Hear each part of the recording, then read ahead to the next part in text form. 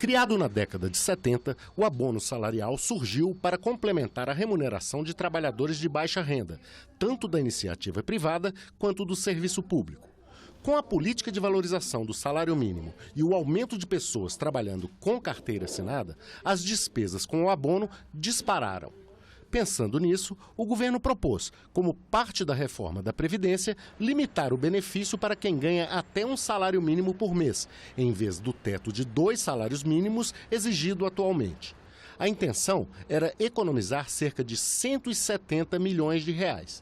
Durante a tramitação na Câmara, os deputados optaram por um meio termo: pagar o benefício a quem recebe até R$ 1.364 mensais, valor usado hoje como parâmetro de definição de baixa renda. Com isso, a economia prevista caiu para algo entre 70 e 80 bilhões, de acordo com a instituição fiscal independente do Senado Federal. Isso significa uma economia, em termos de ganhos fiscais, da ordem de 80 bilhões em 10 anos. É uma parte muito importante da economia fiscal da reforma da Previdência. Nos primeiros anos, ele é o benefício que isoladamente tem o maior impacto, até porque não tem regra de transição na proposta. O aumento na quantidade de abonos pagos acompanha o crescimento do número de trabalhadores formais. De 2003 a 2013, o gasto com o benefício saltou de 3,6 bilhões para 17,1 bilhões de reais.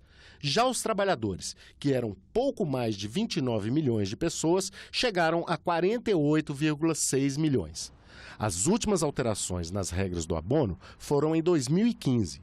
O Congresso mudou a data de pagamento e o valor do benefício, que passou a ser proporcional ao número de meses trabalhados. Os gastos com o abono chegaram a cair de 15,5 bilhões em 2014 para 9 bilhões em 2015, mas logo no ano seguinte retomaram uma curva crescente. Essa ideia de receber proporcional ao trabalhador faz todo sentido. Se você, digamos, dividir esse pagamento por uma unidade de tempo menor, mensal, por exemplo, e fazer o pagamento proporcional ao que foi trabalhado, isso dá um incentivo ao trabalhador querer ficar um mês a mais no trabalho, digamos assim, distribui esse pagamento de uma forma mais equitativa. O abono salarial é um programa que eu acho foi concebido em uma época em que não tinha a tecnologia o país para fazer uma boa focalização de um apoio à renda suplementar ao salário mínimo. Entre todos os programas trabalhistas, esse é o programa que consideraríamos mais regressivo, é decir,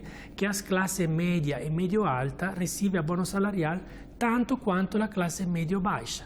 Por esse e outros motivos, especialistas defendem que, mais importante do que discutir o valor do benefício, é ver se ele ainda tem eficácia, meio século depois de ter sido criado. O Brasil tem várias políticas de proteção ao emprego. Quando você junta todas essas políticas juntas, fica um emaranhado em que uma estrutura de incentivos completamente perversa que não alcança o objetivo final, que é a proteção do trabalhador, principalmente aquele de baixa renda. O abono sofre de uma contradição enquanto política social justamente porque ele é destinado a quem tem carteira assinada, o que não é nenhum privilégio, mas na realidade brasileira coloca essa pessoa numa posição intermediária na distribuição de renda. Então hoje um brasileiro com carteira assinada e que recebe 2 salários mínimos, em alguns estados do Brasil pode estar até mesmo na metade mais rica da população. O objetivo principal dos programas trabalhistas tenderiam que ajudar as pessoas a aumentar a própria produtividade ou emprego. Se eu sou trabalhador e contribuo a um programa para o trabalho, esse programa tendria que ter resultados de trabalho. Então, esse programa se pode utilizar, por exemplo, para alimentar políticas ativas de trabalho melhor. Um melhor cine, que ajude as pessoas a encontrar trabalho antes da terminação da parcela de desemprego.